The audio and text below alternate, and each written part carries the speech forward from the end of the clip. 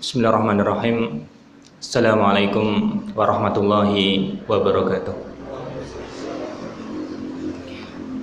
Alhamdulillahirabbil alamin. Wa bihi nasta'inu ala umurid dunya waddin. Wassalatu wassalamu ala asyrafil anbiya'i wal mursalin wa ala alihi wa sahbihi wa man tabi'u bi ihsan ila yaumiddin. Amma ba'd. Alhamdulillah atas segala nikmat yang telah diberikan oleh Allah Subhanahu wa taala kepada kita. Maka nikmat yang kita dapatkan sungguh suatu nikmat yang sangat banyak sekali. Karena itu benar jika Allah menyebutkan wa in ta'uddu ni'matallahi la tuhsuha. Jika engkau menghitung nikmat Allah, maka engkau sungguh tidak akan mampu menghitungnya. Terutama nikmat itu adalah nikmat Islam, nikmat sunnah, nikmat sehat, nikmat sempat, dan begitu banyak nikmat lain yang kita tentu saja tidak akan mampu menghitungnya. Semoga Allah Subhanahu wa taala memberikan taufik kepada kita agar kita bisa mensyukuri nikmat tersebut dengan istiqomah dalam kebaikan beribadah kepada Allah Subhanahu wa taala. Salawat dan salam marilah kita aturkan kepada Muhammad sallallahu alaihi wasallam yang telah menunjukkan kepada kita jalan yang hak, jalan yang terang, jalan yang tidak ada lagi keraguan di dalam jalan tersebut. Jalan itu ditempuh sendiri oleh Rasulullah sallallahu alaihi wasallam dan kemudian juga ditempuh oleh para sahabatnya ridwanullah alaihim ajma'in. Karena itu menurut Sa'ad bin Abi Waqqas, seorang sahabat yang mulia, beliau menyebutkan jalan kebaikan itu hanya ada 3. Jalan kebaikan itu hanya ada 3. Jalan kebaikan yang pertama itu adalah jalannya orang muhajirin yang bersama dengan Rasulullah Shallallahu Alaihi Wasallam hijrah ke Madinah. Itu jalan yang pertama, jalannya orang-orang muhajirin. Disebut muhajirin karena mereka hijrah dari Makkah menuju ke Madinah. Maka ini jalan kebaikan yang pertama. Jalan kebaikan yang kedua itu jalan kebaikannya orang-orang Ansor. Mereka yang menerima orang-orang muhajirin. Yang menerima orang-orang muhajirin, mereka disebut orang Ansor. Disebut Ansor karena mereka Nasoro, mereka menolong Allah, menolong Rasulnya, menolong kaum muslimin. Maka jalan kebaikan yang kedua itu di orang Ansor. Kebaikan terakhir yang tersisa adalah mengikuti muhajirin dan Ansor. Tidak ada lagi yang keempat. Mengikuti muhajirin dan mengikuti Ansor. Maka itu satu-satunya kebaikan yang tersisa bagi kita. Karena tidak mungkin juga kita kemudian menjadi orang muhajirin atau menjadi orang Ansor, karena masanya sudah lewat. Sehingga apa yang kita tempuh sekarang itu jalan kebaikan, dan kita berusaha untuk istiqomah dalam jalan tersebut. Semoga Allah memberikan taufik kepada kita untuk menetapi kebaikan. Para hadirin yang dirahmati oleh Allah Subhanahu wa taala, sungguh suatu hal yang saya sangat berbahagia bisa datang ke sini untuk pertama kalinya. Ini juga seumur hidup saya datang ke Pati. Mudah-mudahan pertemuan ini membawa manfaat bagi kita semua, karena insya Allah bertemu orang baru dan juga kita juga berniat untuk menjalani silaturahim. Mudah-mudahan akan muncul keberkahan-keberkahan selanjutnya biiznillah. Baik, para hadirin dirahmati oleh Allah Subhanahu wa taala, yang akan kita bawakan insya Allah kita akan membahas hadis yang ke-10 dari Arba'in An-Nawawiyah. Hadis yang ke-10 ini kurang lebih berbicara tentang pentingnya rezeki yang baik. Kurang lebih secara global maknanya kurang lebih seperti itu, pentingnya rezeki yang baik. Akan kita baca Bismillahirrahmanirrahim. Imam Nawawi menyebutkan dalam Arba'in An-Nawawiyah, beliau menyebutkan hadis dari Abu Hurairah radhiyallahu anhu qala Rasulullah sallallahu alaihi wasallam, innallaha ta'ala thayyibun la yaqbalu illa thayyiban. Wa innallaha amara al-mu'minina bima amara bihil mursalin. Abu Hurairah radhiyallahu anhu meriwayatkan dari Rasulullah sallallahu alaihi wasallam, Rasulullah sallallahu alaihi wasallam bersabda, "Innallaha ta'ala thayyibun la yaqbalu illa thayyiban." Sesungguhnya Allah Subhanahu wa taala itu thayyib, baik, suci, bersih dan seterusnya. La yaqbalu illa thayyiban, dan tidak menerima kecuali yang thayyib, kecuali yang baik. Wa innallaha amaral mu'minin, dan sesungguhnya Allah memerintahkan kaum mukminin bima amara bihil mursalin, sebagaimana juga yang diperintahkan kepada para rasul yang diutus oleh Allah Subhanahu wa taala. Perintahnya orang mukmin sama dengan yang diperintahkan oleh Allah Subhanahu wa taala kepada para rasul. Tidaklah Allah menerima kecuali yang baik. Faqala ya ayyuhar rusul kulu minat thayyibati wa'malu sholiha. Wahai para rasul, kulu minat thayyibat, makanlah dari yang baik, dari yang thayyib. Wa'malu sholiha, dan beramal salehlah, beramallah yang baik. Wa qala ya ayyuhalladzina amanu kulu min thayyibati ma razaqnakum. Wahai orang-orang yang beriman, makanlah dari yang baik-baik. Ma razaqnakum, dari yang kami rezekikan, dari yang kami berikan kepada kalian.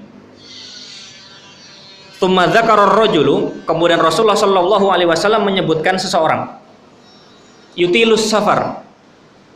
Orang tersebut menurut Rasulullah sallallahu alaihi wasallam yutilus safar. Perjalanannya itu panjang. Menempuh perjalanan yang panjang. Asy'atha, kurang lebih asy'atha itu mungkin istilah kita, rambutnya itu kayak aut-autan, tidak rapi. Karena biasanya orang dalam perjalanan itu kemudian penampilannya itu pasti lusuh, tidak rapi dan seterusnya. Aghbar, dan kemudian berdebu. Apalagi pada masa tersebut di padang pasir, kemudian medan perjalanannya susah, beda dengan sekarang kita tinggal duduk sampai 3 jam dan seterusnya. Maka kondisinya seperti itu. Seorang laki-laki yang diceritakan oleh Rasulullah itu seperti itu. Kurang lebih rambutnya tautan, kurang lebih. Kemudian aghbar, berdebu. Karena dia menempuh perjalanan itu tadi. Yamuddu yadaihi ilas sama. Kemudian dia yamuddu yadaihi, menengadahkan tangannya. Mengangkat tangannya ke atas. Faqala ya Rabbi, ya Rabbi, wahai Rabbku. Wahai Rabbku, dia berdoa. Dia meminta kepada Allah Subhanahu wa taala. Rasulullah kemudian menyebutkan wa mad'amuhu haram. Dia berdoa kepada Allah, dia meminta kepada Allah dengan menengadahkan tangannya, tetapi wa mad'amuhu haram. Makanannya dari hal yang diharamkan. Mungkin dari hasil ini, hasil itu, hasil yang lain, dari hasil-hasil yang tidak benar, dengan berbagai macam jenis dari yang diharamkan oleh Allah Subhanahu wa taala. Wa mashrabuhu haram. Begitu juga minumnya dia dari minum yang diharamkan. Sumbernya mungkin tidak benar, sumbernya tidak baik dan seterusnya. Minuman ini halal. Minuman ini halal. Tapi belum tentu kemudian thayyib. Dilihat dari, bukan dari zatnya. Kalau zatnya halal, tetapi kemudian thayyib, lebih dari itu. Dilihat dari misalkan sumbernya dari mana. Makanan yang kita makan, misalkan kita beli halal, hanya kemudian sumbernya masih perlu kita telusuri lebih dahulu. Apakah uang yang kita gunakan untuk membeli itu uang yang benar, ataukah uang yang tidak benar? Apakah dari yang halal atau tidak? Karena itu sering orang menyebut dengan halalan thayyiban, halal dan juga thayyib. Kemudian wa ghudhiya bil haram, dan kemudian dia dikasih makan dari yang haram atau mendapatkan makanan dari yang haram. Rasulullah Shallallahu alaihi wasallam kemudian menyimpulkan dari apa yang dilakukan oleh laki-laki tersebut, berdoa, makanannya haram, minumnya haram, dikasih dari yang haram. Rasulullah kemudian menyimpulkan fa anna yustajabu lidzalik. Dari mana kemudian dia dikabulkan doanya dengan hal tersebut?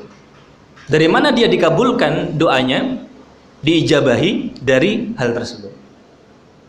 Maka ini hadis yang luar biasa, memberikan kaidah besar kepada kita agar kita memperhatikan dari mana kita mendapatkan penghasilan kita, dari mana kita memberi makan anak kita, dari mana kita memberi makan keluarga kita, dari mana kita kemudian mengeluarkan yang kita keluarkan, baik itu nafkah ataupun mungkin infak atau mungkin yang lain. Dari mana itu kemudian kita dapatkan. Maka hadis ini memberikan kaidah besar dalam masalah ini.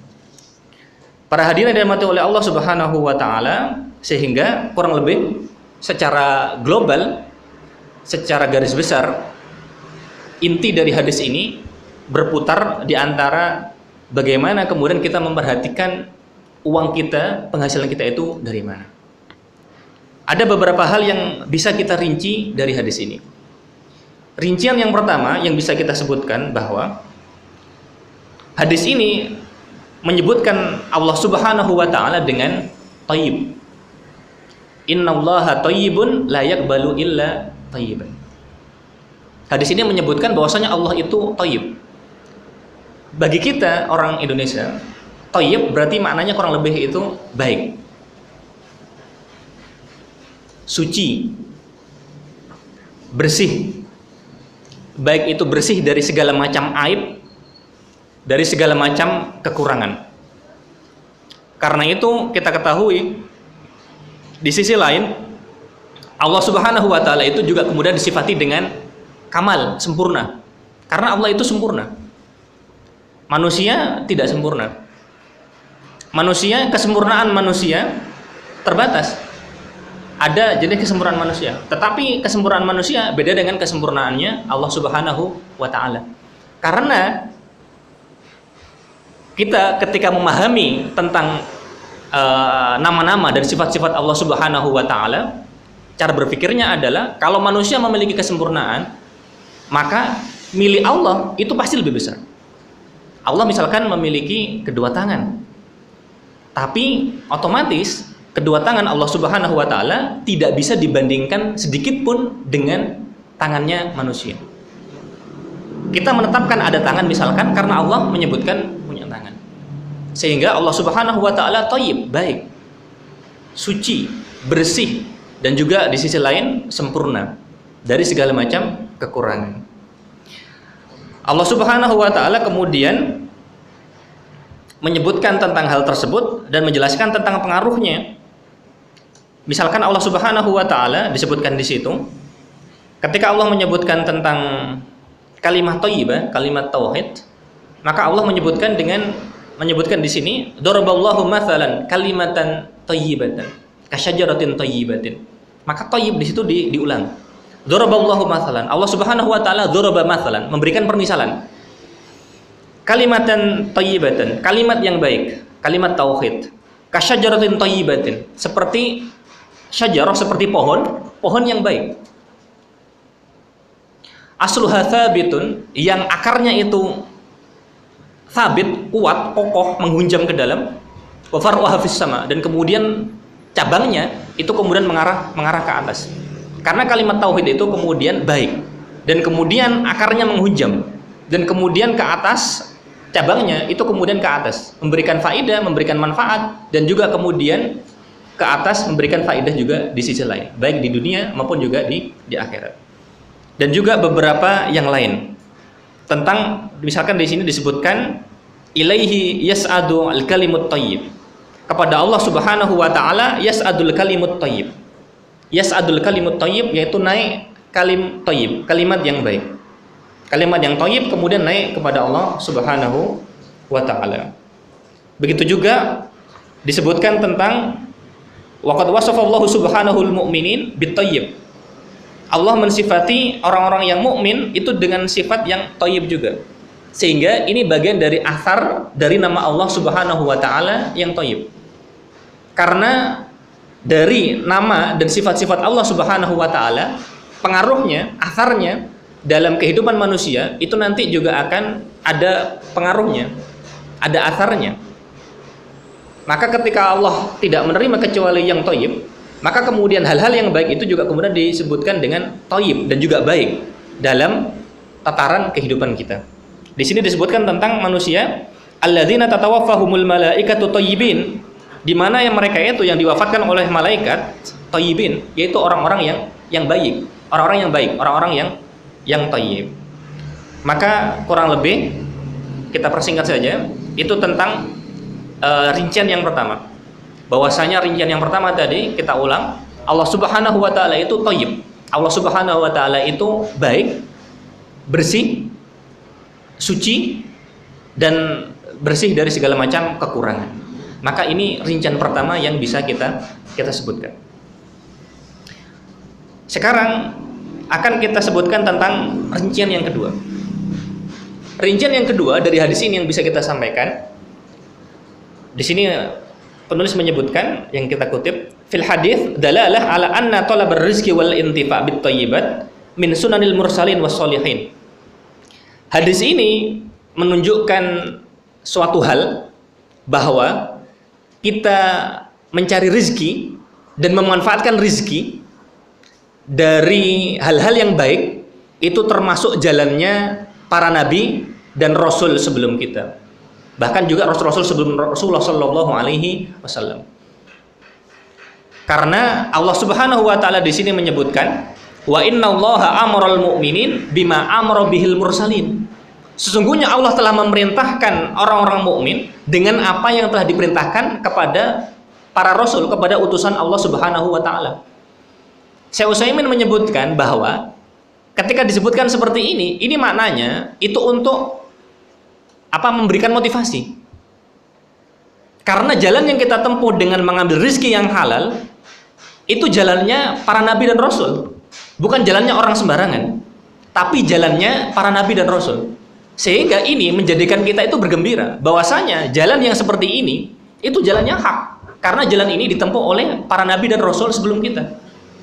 Sehingga dengan ini kita harus lebih termotivasi.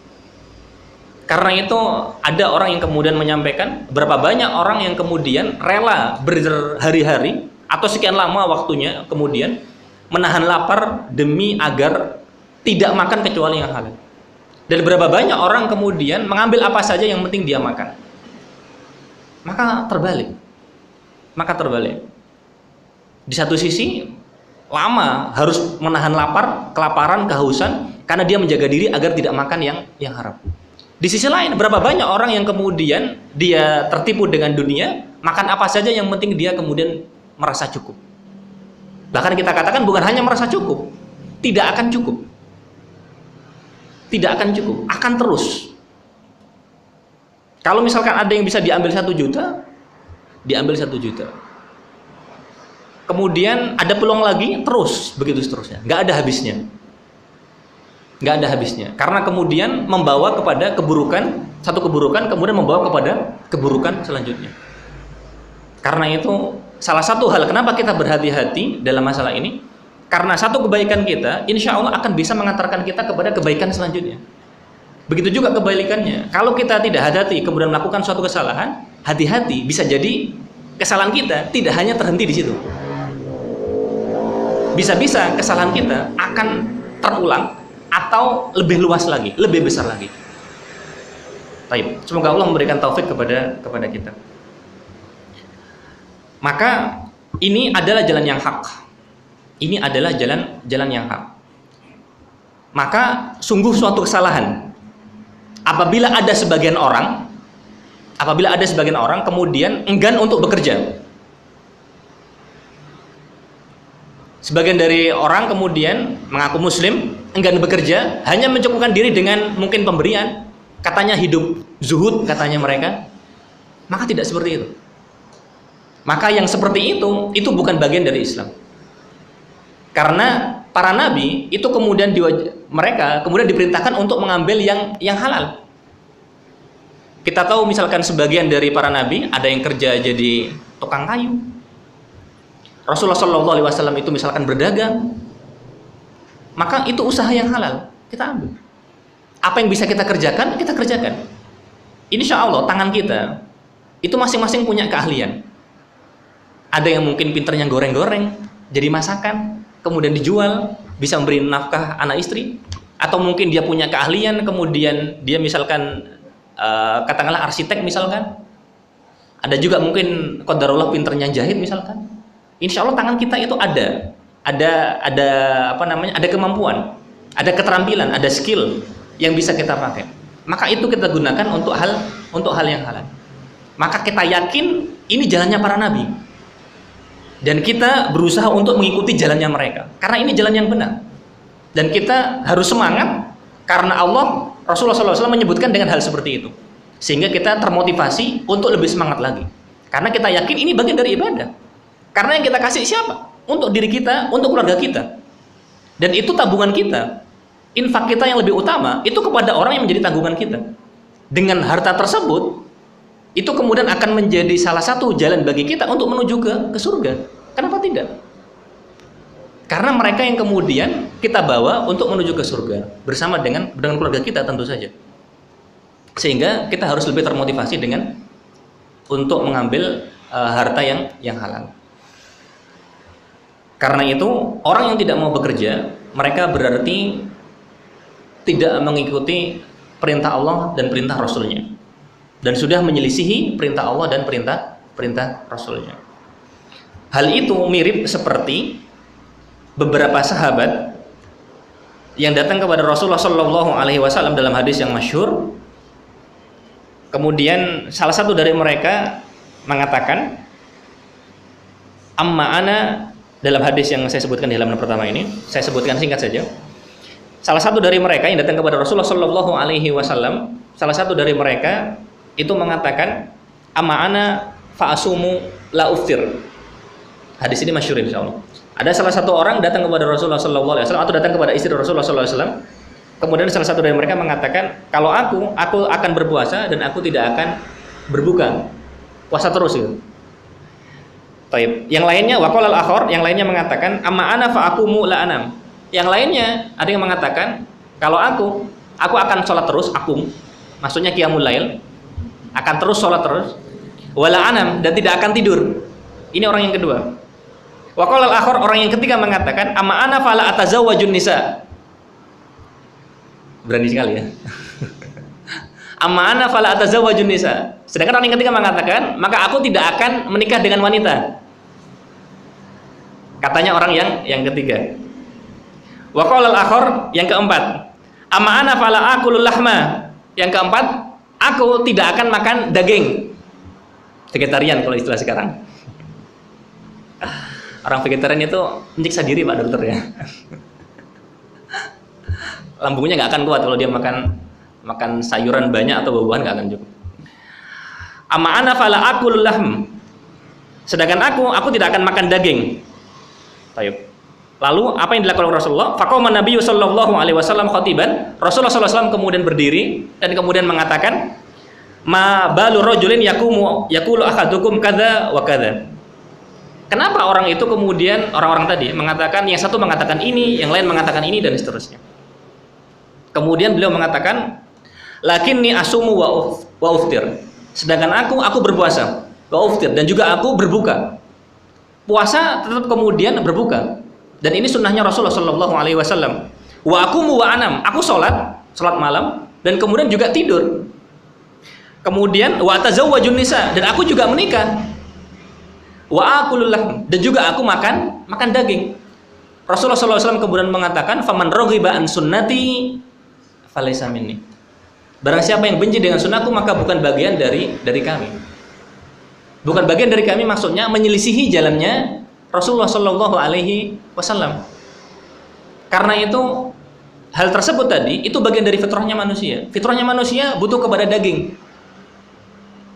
butuh kepada nikah. Kalau tidak nikah akan seperti orang kafir.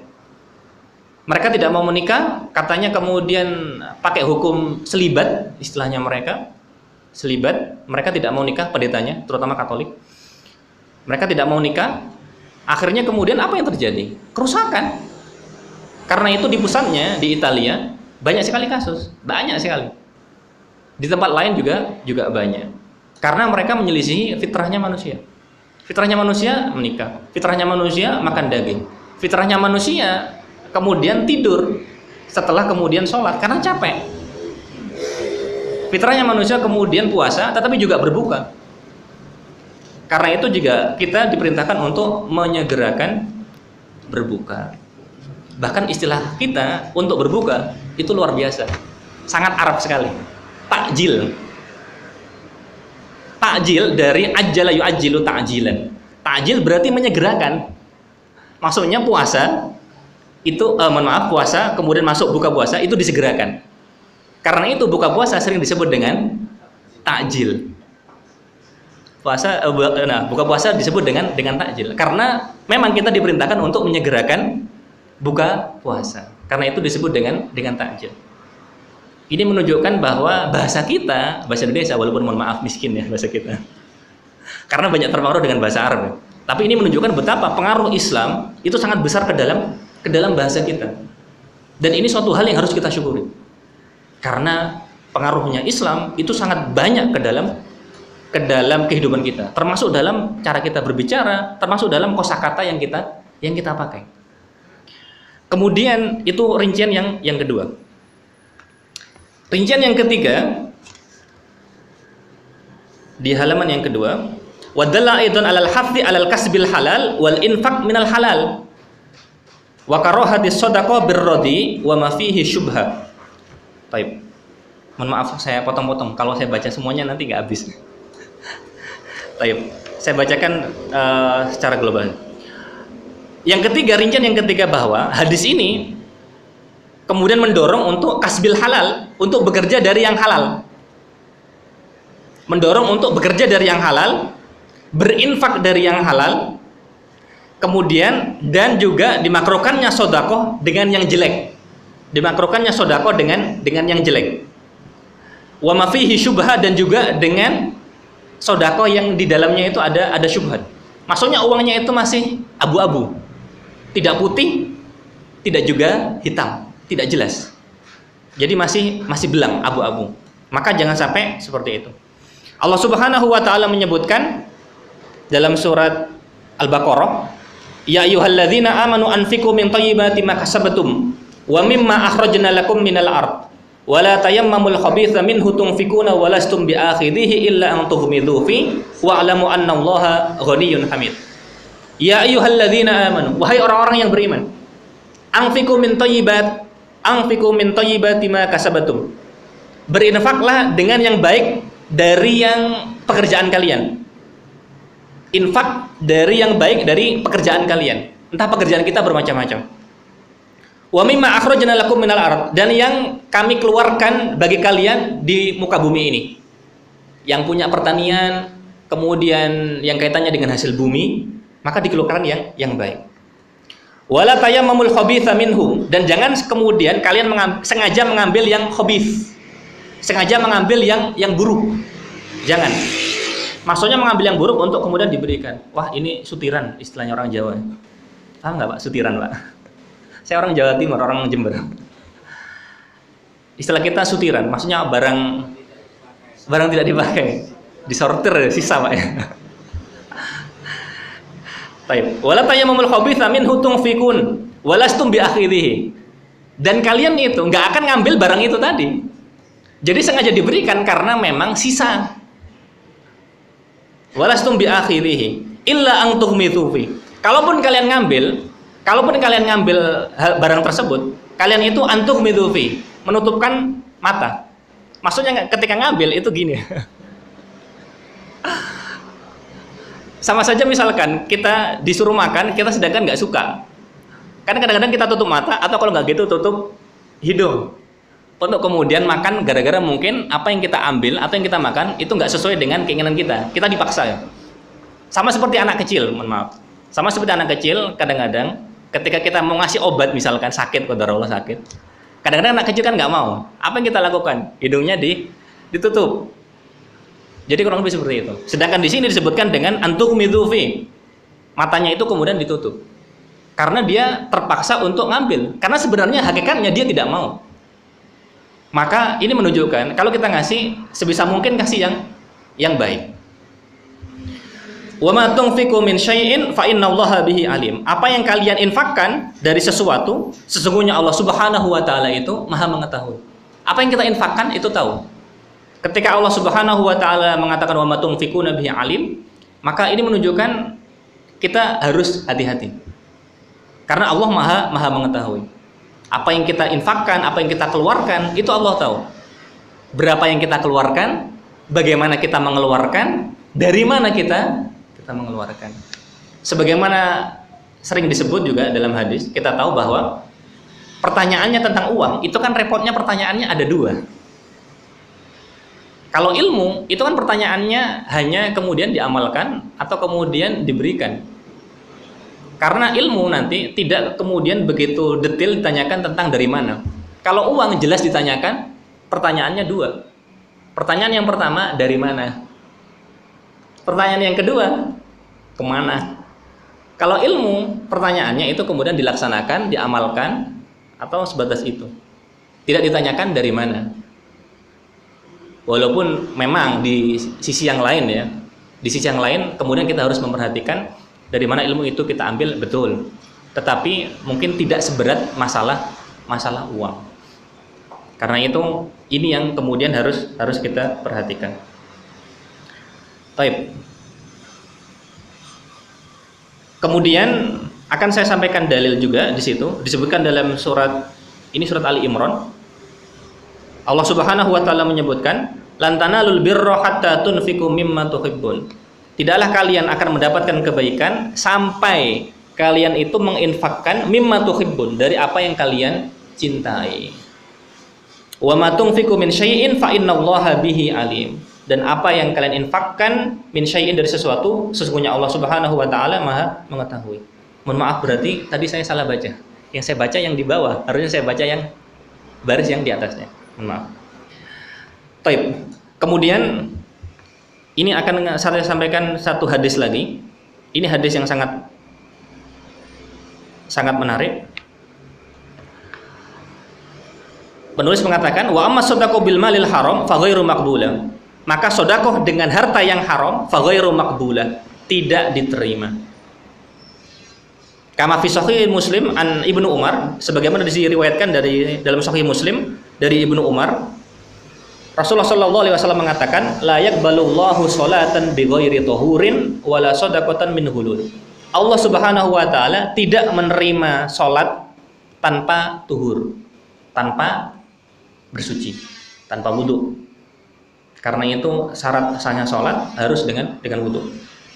Wala shadaqatan min hulul, begitu juga sedekah dari hulul.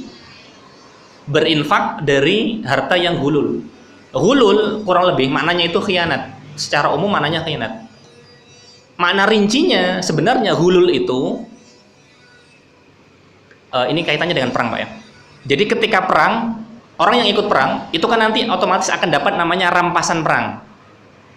Nah, sebelum dapat rampasan perang, dia itu ngambil dulu.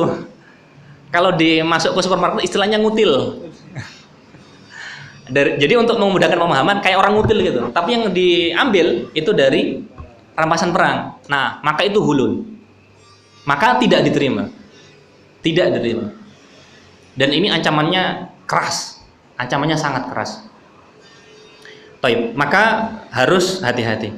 Wallahu taala a'lam bissawab. Taib. Ada beberapa riwayat lagi kita tinggalkan. Sekarang kita masuk rincian yang keempat, yang di bawahnya. Ada dua riwayat kita tinggalkan. Kita masuk rincian selanjutnya, Ar-Rabi'ah yang keempat. I'lam anna shadaqata bil malil haram ala wajhain. Ini rincian yang menarik. Mungkin ini butuh agak pelan-pelan sedikit. Bersedekah dengan harta yang haram, menurut penulis itu ada dua macam. Ini rincian yang keempat. Ini kita agak pelan-pelan. Bersedekah dengan harta yang haram, kok bisa bersedekah dengan harta yang haram? Nanti di sini dikasih dua perincian. Bersedekah dengan harta yang haram ada dua rincian. Ada dua rincian. Kita sebutkan sekarang rincian yang pertama. Rincian yang pertama disebutkan di sini. Ayatasaddaqul kha'in wal ghasib an nafsihi. Ada seseorang yang khianat. Maksudnya khianat entah ngambil, entah itu mohon maaf korupsi, wal ghasib dan juga orang yang gosok. Jadi orang yang ngambil secara paksa, nyuri, ngambil atau berkhianat dan seterusnya, ngutil dan seterusnya, itu kemudian bersedekah. Fahadza la yaqbalu minhu bal ya'timu bitasarrufihi fi mali ghairihi. Maka sedekahnya dia tadi, orang yang berkhianat tadi, orang yang ngambil harta orang lain, kemudian berinfak dengan uang tadi, maka dia kemudian berdosa dengan hal ini. Wala yahsulu limalik bidzalika ajrun li admi niyyatihi wa qasdihi. Lalu orang yang barangnya diambil, misalkan ada fulan ngambil fulan A itu ngambil barangnya fulan B. Entah yang diambil itu mungkin cuma 1.000, 2.000, terlepas jumlahnya berapa. Lalu si A ini tadi itu kemudian bersedekah dengan uang hasil itu tadi. Maka dia berdosa, dan orang yang diambil hartanya si B tadi itu juga dia tidak dapat pahala. Karena tidak ada niat dari si B untuk bersedekah. Tidak ada pahala bagi yang si B. Taib. Dalilnya adalah ini akan baca singkat ya. Dalilnya adalah pada masa itu orang-orang itu kemudian berkumpul pada suatu sahabat Nabi, seorang sahabat Nabi namanya Abdullah bin Amir. Nama lengkapnya Abdullah bin Amir bin Quraiz. Bin Quraiz, bukan Quraisy, tapi Quraiz. Kaf ro ya zain. Abdullah bin Amir bin Quraiz. Siapakah Abdullah bin Amir bin Quraiz? Dia ini seorang sahabat Nabi yang masyhur, termasuk sahabat Nabi yang masyhur. Jasanya yang besar, beliau itu kemudian beberapa kali diangkat sebagai gubernur di daerah sekitar Irak sekarang. Daerah sekitar Irak. Pokoknya Baghdad, tapi Baghdad yang bagian selatan. Baghdad kan agak ke atas, Pak. Itu agak ke selatan dikit. Nanti wilayahnya itu ke timur, sampai ke daerah Iran, sampai daerah Azerbaijan, pokoknya daerah sekitar sampai ke Asia Tengah. Nah, ketika itu dia itu sudah yatahaddar. Mohon maaf, yatahaddar itu hampir meninggal, sekarat. Pada waktu itu dia sekarat. Maka orang-orang yang berkumpul itu kemudian memuji sahabat Nabi tersebut, Abdullah bin Amir bin Quraiz tadi. Di situ kemudian ada Abdullah bin Abbas. Kita tahu Abdullah bin Abbas itu kan sepupunya Rasulullah Shallallahu Alaihi Wasallam dari pamannya Rasulullah, yaitu Abbas. Taib. Maka Abdullah bin Abbas itu kan sepupunya Rasulullah. Pada waktu itu Abdullah bin Abbas sepupunya Rasulullah Shallallahu Alaihi Wasallam itu ada di tempat tersebut. Lalu Abdullah bin Amir tadi yang mau meninggal, yang sekarat tadi, itu berkata kepada Abdullah bin Abbas dan mengatakan kepada dia, berilah saya nasihat. Maka Abdullah bin Abbas kemudian diam sekian waktu. Lalu kemudian meriwayatkan hadis yang saya sebutkan tadi. La yaqbalullahu shadaqatan min hulul. Allah Subhanahu wa taala tidak menerima sedekah dari harta hulul. Kita sampaikan tadi hulul itu mirip mutil, tapi dari rampasan perang. Jadi sedekahnya tidak diterima. Lalu apa yang dikatakan oleh Ibnu Abbas? Ini penting. Yang dikatakan oleh Ibnu Abbas kemudian mengatakan wa kunta alal Basrah. Tsumma qala wa kunta alal Basrah. Dan engkau itu berkuasa di Basrah. Wa kunta alal Basrah. Dan engkau itu berkuasa di Basrah. Basrah kita tahu satu kota di Irak, di sebagian selatan, paling selatan. Jadi pada masa dahulu Basrah itu jadi ibu kota provinsi lah. Ibu kota provinsi. Wilayahnya nanti dikasih wilayah ke timur, luas sekali. Sampai kadang-kadang kalau mereka itu kemudian punya kekuatan lebih, nanti dari Basrah itu nanti bisa bergerak sampai ke India. Sampai ke India. Karena itu penahlukan yang ke India, karena Islam nanti sampai ke India masa setelahnya, itu pergerakannya dari sana, dari selatan itu tadi. Baik. Ibnu Abbas mengatakan wa kunta al Basrah, dan engkau itu berkuasa di Basrah karena dia gubernur. Gubernur pada masa itu otomatis wilayahnya sangat luas karena tidak ditentukan dengan peta seperti zaman sekarang. Sekarang kan ada garisnya, Pak ya. Pati sekian, Jawa Tengah sekian, Jawa Timur sekian. Nah, pada masa itu petanya itu luas sekali. Ketika itu dikuasai oleh umat Islam, ya berarti itu bagian dari wilayah Islam.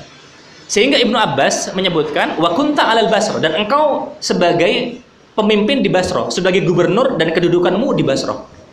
Jadi ini nasihat dari Ibnu Abbas kepada seorang gubernur. Katanya Syekh Utsaimin rahimahullah, beliau menyebutkan nasihat ini itu lebih penting daripada misalkan nasihat hendaklah engkau qiyamul lail, hendaklah engkau puasa, hendaklah engkau melakukan kebaikan ini dan ini. Mengapa? Karena posisinya itu tinggi dan kursinya, kalau boleh kita istilahkan ya Pak ya, dan kursinya itu kursi panas. Sehingga Ibnu Abbas kemudian mengingatkan harus hati-hati dengan posisinya yang tinggi. Karena itu menyebutkan dan engkau di Basrah sebagai gubernur.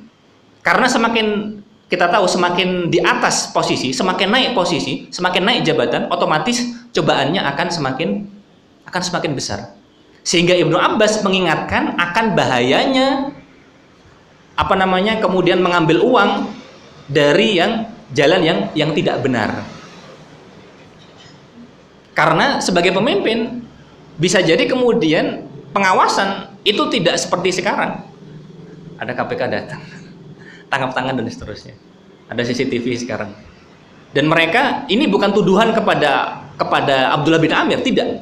Tetapi sebagai nasihat agar kemudian hati-hati. Karena sekali lagi posisinya tinggi. Dan dia kemudian tanggung jawabnya itu besar. Sehingga mengingatkan agar berhati-hati, terutama kaitannya dengan uang. Karena kita tahu betapa banyak orang kemudian terjatuh gara-gara uang. Betapa banyak orang kemudian terfitnah gara-gara uang. Nas'alullah salama wal afiyah. Maka ini rincian yang kedua, bahwasanya yang bersedekah, orang yang bersedekah dari harta yang haram, maka tidak boleh, dia berdosa, dan orang yang diambil hartanya tidak mendapatkan apa-apa.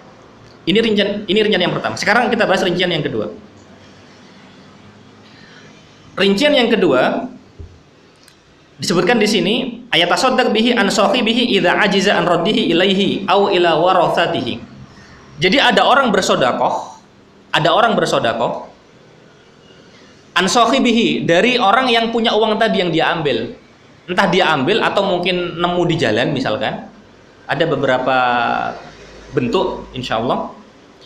Jika dia kemudian tidak mampu mengembalikan kepada orang tersebut, mungkin tempatnya sudah terlalu jauh, mungkin sudah kehilangan kontak, tidak lagi tahu nomornya kemudian berapa, kemudian tidak bisa menghubungi, tidak juga mendapatkan ahli warisnya misalkan. Taib. Maka yang seperti ini fahada jaiz inda aktsarul ulama. Maka ini boleh bagi mayoritas para ulama. Bagaimana penerapannya? Kita sebutkan di sini. Wa yuqbalu an sahibihi, dan orang yang punya harta tersebut aslinya si B tadi, maka kemudian si B itu akan mendapatkan pahala. Si B, orang yang hartanya diambil kemudian disedekahkan, dalam kondisi ini akan mendapatkan pahala. Wa yuqbal an sahibi hadzal nau' yashmulu suwaron katsira kal luqatah wal maghsub wal ujrah wa nahwiha. Maka bentuknya banyak. Misalkan luqatah, barang temuan. Barang temuan kita tahu hukumnya itu kan diumumkan setahun.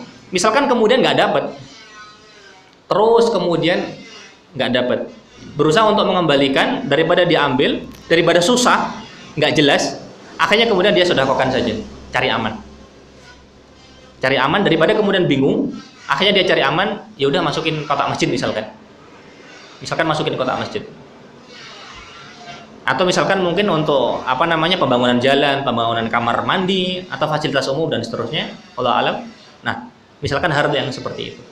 Maka bentuk yang kedua ini karena dia ingin balikan tetapi kemudian tidak mampu karena sesuatu dan lain hal, maka yang kondisi seperti ini yang punya uang itu insya Allah akan mendapatkan pahala. Kalau yang bentuk yang pertama tidak mendapatkan pahala. Allahu taala alam bisawab. Baik, ini rincian yang keempat. Sekarang kita bahas rincian yang kelima.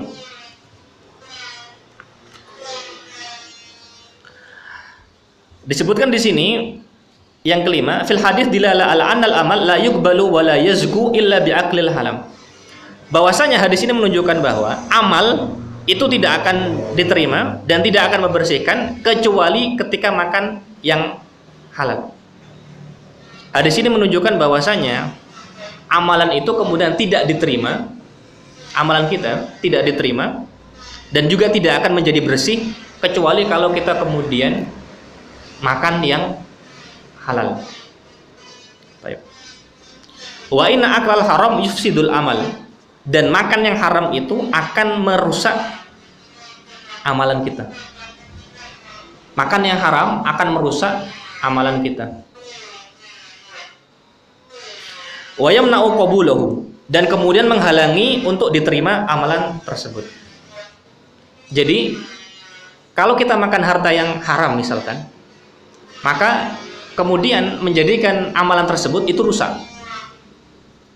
Dan juga di sisi lain besar kemungkinan tidak diterima oleh Allah Subhanahu wa ta'ala. Baik. Di sini disebutkan beberapa riwayat.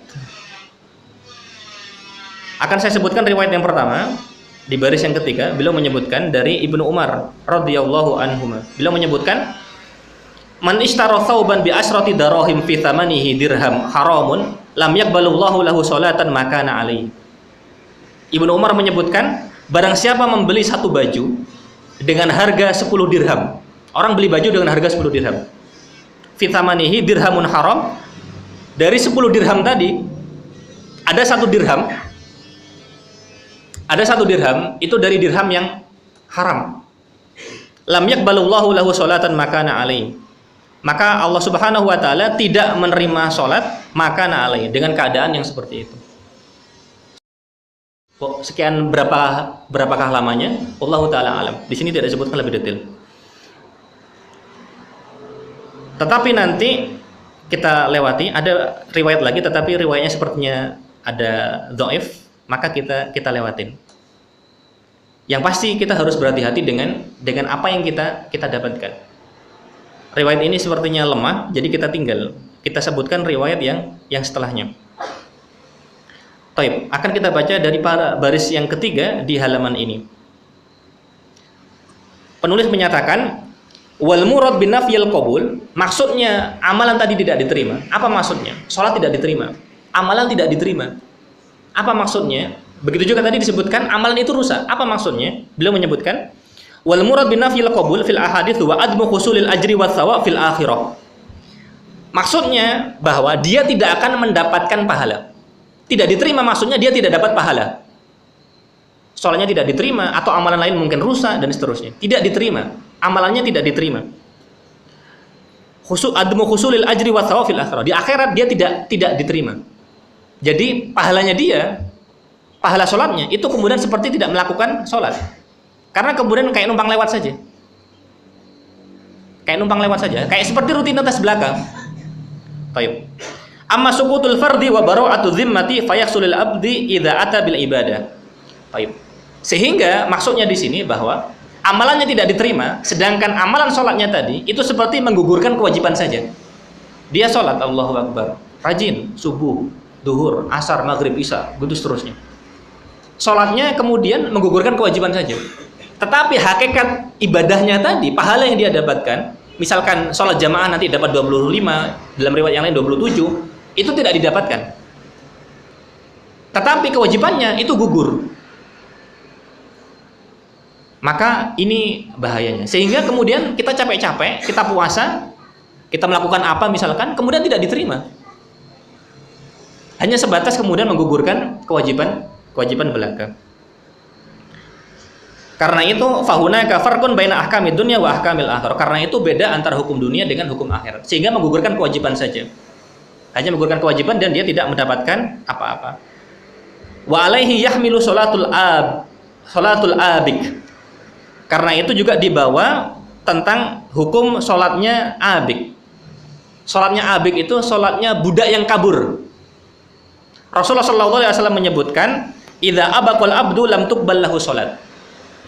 Dulu kita tahu, sampai sekarang pun masih ada, jika ada seorang hamba, seorang budak hamba sahaya, dia itu kabur dari tuannya tanpa pamit, kabur, maka sholatnya itu tidak diterima.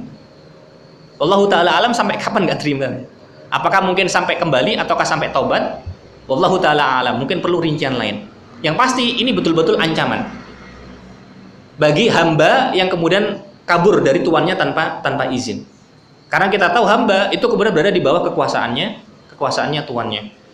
Begitu juga di sini disebutkan wal mar'ah allati askhatat zaujaha. Begitu juga wanita yang menjadikan suaminya itu marah. Hadisnya Rasulullah SAW mengatakan, salah satu la turfa'u sholatuhum fawqa ru'usihim shibron. Ada 3 orang yang jika kemudian melaksanakan sholat, itu kemudian pahalanya itu tidak ngangkat. Wala shibron, walaupun hanya sejengkal, itu tidak terangkat. Ada 3 orang. Jadi dia sholat, kemudian pahalanya sholat itu nggak terangkat, walaupun hanya sejengkal, itu nggak terangkat. Salah satunya disebutkan imra'atun batat wa zawjuha 'alaiha sakhit. Jadi sampai kemudian malam dia melaksanakan sholat, wanita tersebut, tetapi suaminya itu masih marah kepada istrinya. Karena itu ini juga ancaman bagi wanita. Jangan sampai kemudian membuat suaminya marah. Karena bisa jadi sholatnya kemudian tidak diterima. Karena itu sama-sama berhati-hati.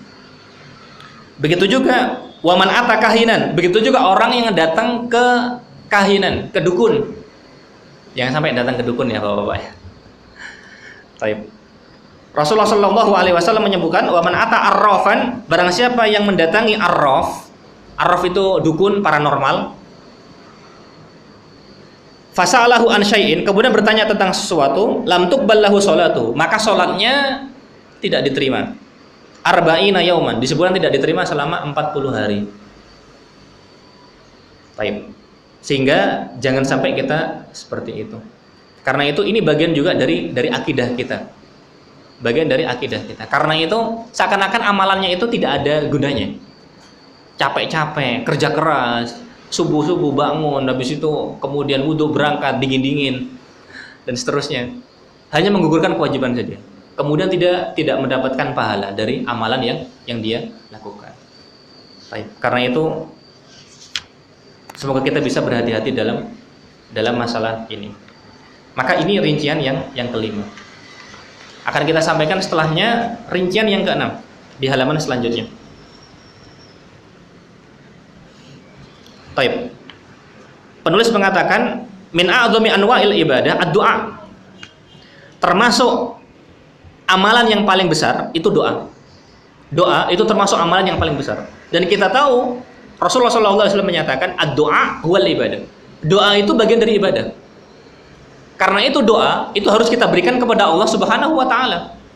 Dan ini bagian dari ketauhidan kita. Kita berdoa kepada Allah. Jangan sampai doa itu bukan kepada Allah.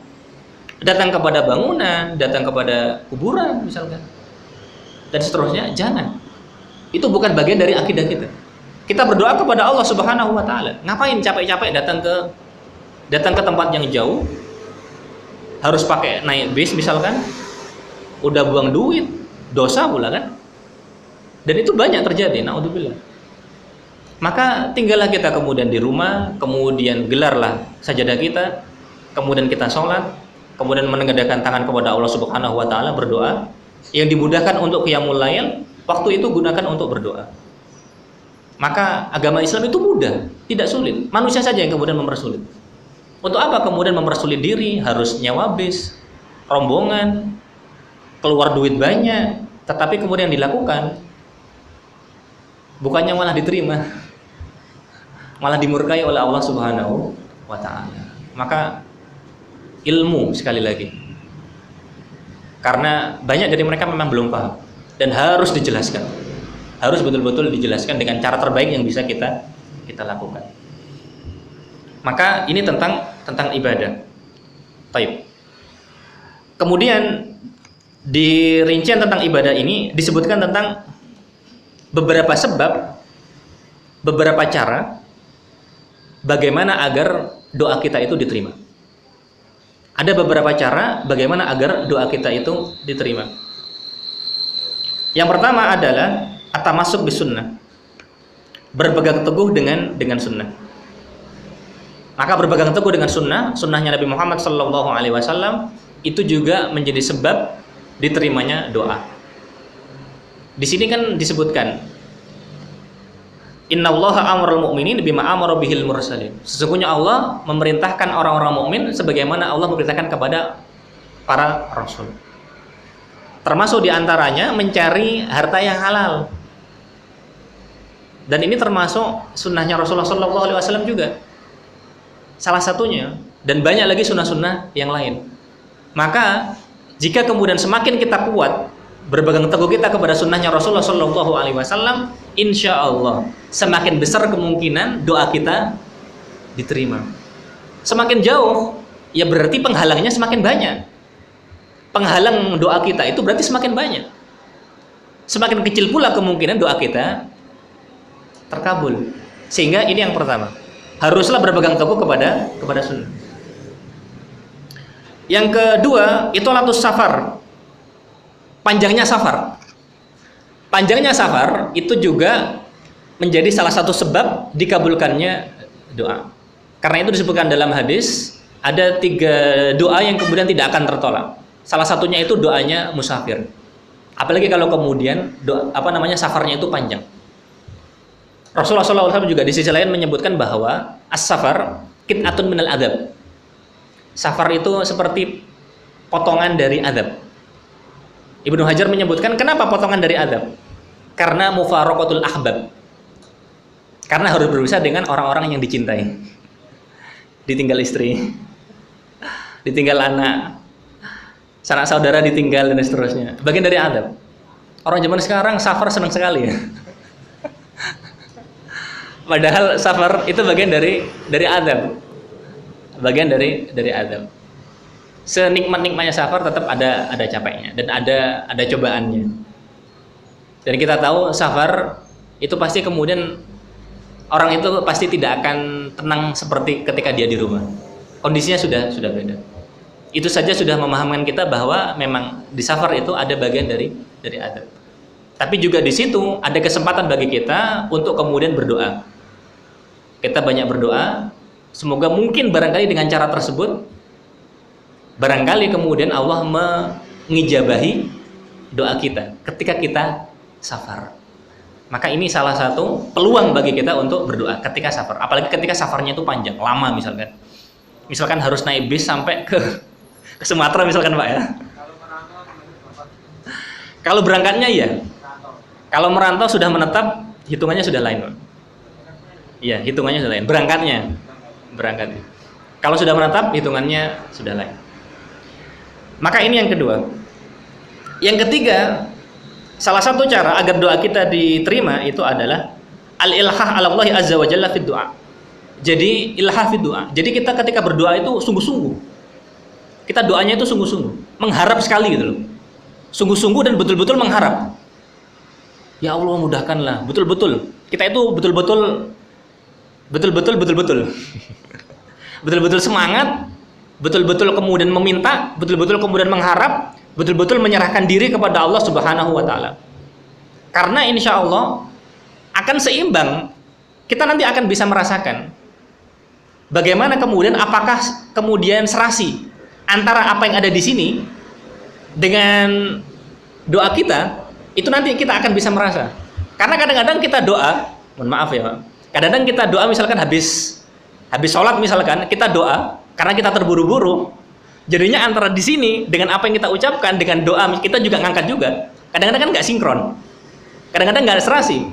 Kita minta tapi kita bacanya terlalu cepat misalkan, itu kan kemudian tidak memenuhi syarat ini, tidak memenuhi kita sungguh-sungguh.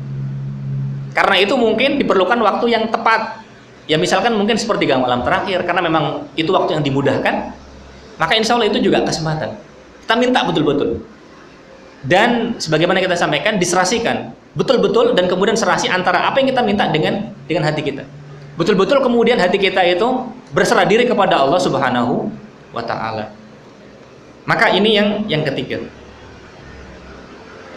Yang keempat, baiknya makanan dan minuman.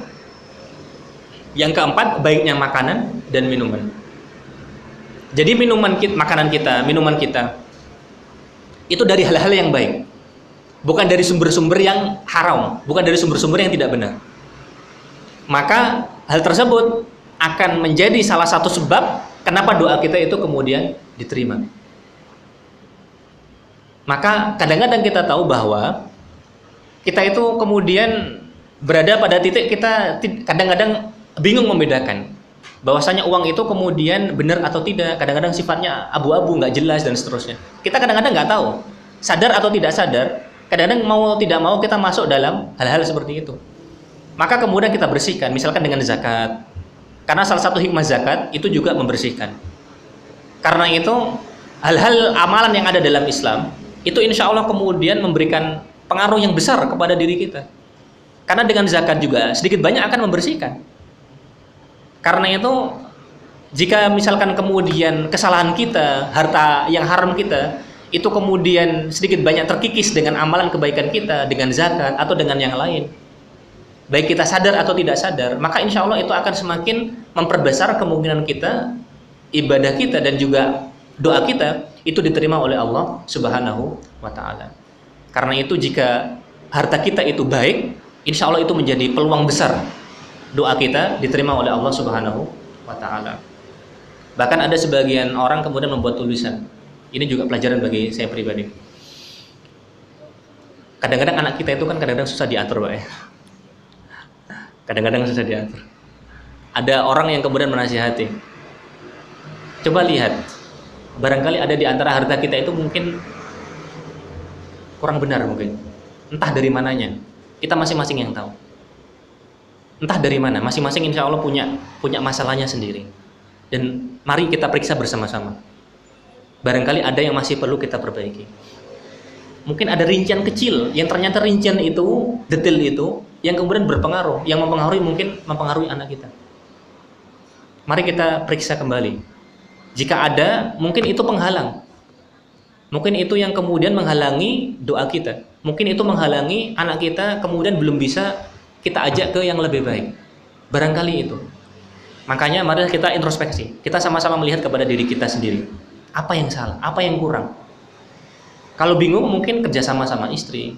Barangkali anak juga bisa ditanyakan. Apa yang salah? Apa yang kurang?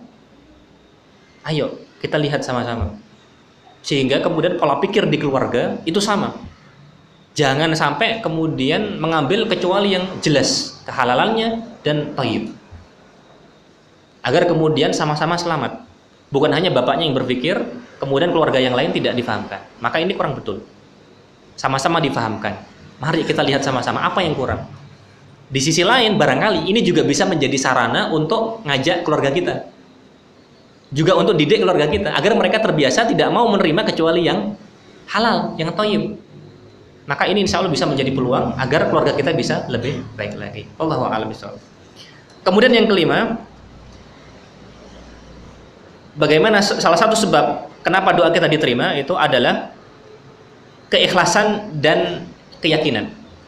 Keikhlasan dan keyakinan. Karena keikhlasan kita itu yang kemudian akan mempengaruhi. Dan kita tahu bahwasanya ikhlas itu sekali lagi tidak mudah. Mungkin kita mengucapkan ikhlas itu tidak mudah. Tetapi kita terus berusaha. Terus berusaha. Kadang-kadang kita juga perlu untuk kemudian menyampaikan terus. Kadang-kadang kita sekarang sudah zamannya media sosial, Pak ya. Nggak apa-apa kadang-kadang mungkin walaupun kita belum tentu bisa ikhlas ya. Kita menyebutkan tentang pentingnya keikhlasan misalkan. Karena kita tidak tahu, bisa jadi yang kita tuliskan walaupun mungkin kita belum bisa menjalankannya, tapi kita berusaha ya. Kita berusaha, Pak. Sama-sama berusaha. Berusaha untuk bisa ikhlas juga walaupun belum tentu kita bisa menjalankan yang kita tuliskan dalam media sosial kita. Bisa jadi nanti ada orang yang baca dan orang itu butuh dengan status tersebut. Kita nggak tahu. Sebagaimana kemudian ada teman yang menuliskan, kita harus sama-sama menasihati untuk saling bersabar. Barangkali kita memang belum bisa bersabar, kita berusaha untuk bersabar. Tapi ada orang yang baca tulisan kita, ternyata dia sedang butuh tulisan tersebut. Kita lihat, bisa jadi dia mendapatkan hidayah gara-gara apa yang kita tuliskan. Bukan hanya sekedar gambar yang tidak jelas misalkan. Atau kemudian kita ya mungkin dapat rezeki makan misalkan. Kemudian makanan misalkan difoto dan seterusnya. Kita inginnya lebih dari itu. Bagaimana apa yang kita sampaikan? Karena itu bagian dari bagian dari komunikasi kita. Bagian dari apa yang kita sampaikan, bagian dari ucapan kita walaupun bentuknya tulisan. Karena tulisan hukumnya sama dengan apa yang kita ucapkan. Hanya beda bentuknya saja. Maka yang seperti itu kita berusaha agar juga bisa memberi manfaat kepada yang lain. Memang belum tentu kita bisa maksimal, kita berusaha. Kita berusaha, walaupun belum tentu kita bisa menjalaninya betul-betul. Barangkali nanti orang dapat faedah, siapa yang tahu? Karena itu hal tersebut juga menjadi sarana untuk saling memberikan nasihat. Wallahu a'lam bishawab. Kemudian yang keenam, al-muhafadhu 'alal faraid wal mudawamah 'alan nawafil. Menjaga yang wajib dan konsisten dalam yang sunnah. Menjaga yang wajib dan konsisten dalam yang sunnah. Karena yang wajib dan yang sunnah itu kemudian seringkali berkaitan. Terutama contohnya misalkan dengan sholat. Ibnu Hajar rahimahullah menyebutkan bahwa sholat sunnah kita itu nanti kalau kita menjaga sholat sunnah itu insya Allah nanti sholat wajib kita akan terjaga. Kalau kita tidak menjaga sholat sunnah, kemungkinan sholat wajib kita sedikit banyak akan terganggu juga. Karena di sisi lain kita akan berpikir, kalau seseorang yang sunnah saja bisa dijaga, apalagi yang wajib. Karena itu, kalau kita kemudian mudawamah, kita kemudian bisa istiqomah, konsisten dalam yang wajib dulu tentu saja ya, dan kemudian yang sunnah, maka insya Allah ini juga salah satu sebab bagaimana doa kita kemudian dikabulkan oleh Allah Subhanahu wa Ta'ala. Tapi barangkali satu hal yang mungkin perlu kita sampaikan dalam ini bukan kaitannya dengan doa, sedikit kaitannya antara yang wajib dengan yang sunnah. Apapun perintah Allah Subhanahu wa Ta'ala dan Rasulnya kita kerjakan. Kita memang tidak begitu memandang apakah itu wajib atau sunnah. Walaupun kita juga perlu tahu ilmunya gitu. Tapi di sisi lain jangan sampai kemudian kita itu kemudian tidak tahu mana yang harus kita utamakan. Karena sebagian orang misalkan mendahulukan yang sunnah, tapi yang wajib keteteran. Nah, ini kurang benar.